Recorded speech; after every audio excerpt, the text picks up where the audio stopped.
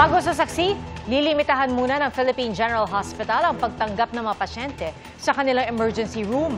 Ang sa tagapagsalita ng PGH na si Dr. Jonas Del Rosario, punuan at umabot na sa critical overcapacity ang kanilang ER.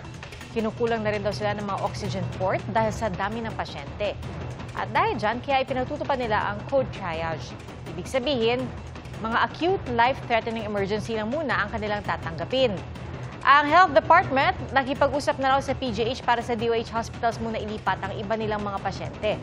Wala naman daw nakikitang kakaibang dahilan kung bakit ganito ang sitwasyon at inaasang mapapababa ang bilang sa mga susunod na araw. We're hoping that within a week, ayos na yung problem. And once yung ating problema ay na-solve, then we will announce again to the public na tapos na yung overcapacity. Mga kapuso, maging una sa saksi. Mag-subscribe sa GMA Integrated News sa YouTube para sa iba't ibang balita.